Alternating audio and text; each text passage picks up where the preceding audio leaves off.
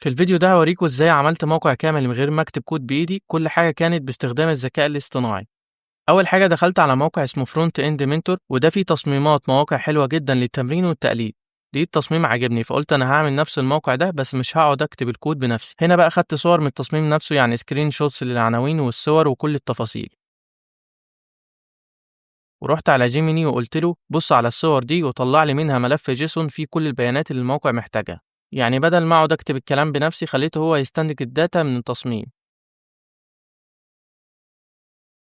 وفعلا جيميني فهم الصور وطلع لي جيسون منظم فيه العناوين والنصوص والمسارات بتاعت الصور وكل جزء موجود في الديزاين.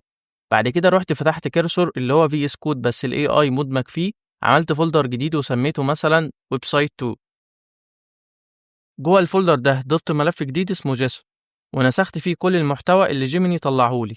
بس طبعا مش هكتفي بكده، انا محتاج اخلي كيرسور يفهم هو هيعمل ايه. فرجعت لجيميني تاني وقلت له اكتب لي امر اشرح فيه ان التصميم ده مبني على ملف جيسون، والمطلوب ان كيرسور يولد لي كود HTML و CSS بنفس الشكل اللي في فرونت اند منتور. وفعلا كتب لي امر محترم جدا. رجعت الكيرسور وفتحت الشات اللي فيه وحطيت الامر اللي كتبه جيميني. ثواني ولقيت كيرسور بدأ يولد الكود.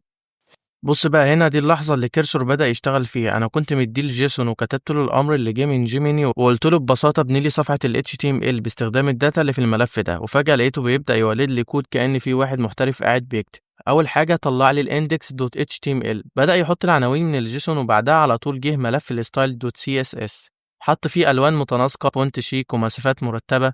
يعني الlayout كان فعلًا نضيف جدًا مش كود عشوائي، ولقيته بيستخدم الكلاسات اللي حطها في الHTML ويطبق عليها التنسيقات بشكل احترافي. يعني فاهم العلاقة بين الاتنين كويس. ولو في صور مثلًا في الجيسون حطها تلقائي في التاج ومسميها بأسامي منظمة مش أي كلام. الصراحة أنا اتفاجئت لأن الكود طالع مرتب جدًا وكأن حد بقاله سنين بيشتغل فرونت إند هو اللي كتبه. وفي الآخر لما فتحت الكود على متصفح لقيت الموقع طالع زي التصميم اللي في دماغي بالظبط. فتحت الموقع لقيت الموقع زي ما تخيلته بالظبط، والبيانات من جيسون موجودة وكل حاجة شغالة. يعني يا صاحبي أنا خدت فكرة من فرونت إند منتور جمعتها بصور، دخلت الصور في جيميني خدت منه الجيسون وحطيت الجيسون في كيرسون وخليته يولد لي الموقع من غير ما أكتب سطر كود واحد بإيدي. لو عجبتك الطريقة دي وعايز تتعلم أكتر عن الذكاء الاصطناعي في البرمجة، ما تنساش تعمل لايك وسبسكرايب وسيب لي تعليق وقول لي عايز تشوف إيه في الفيديو الجاي.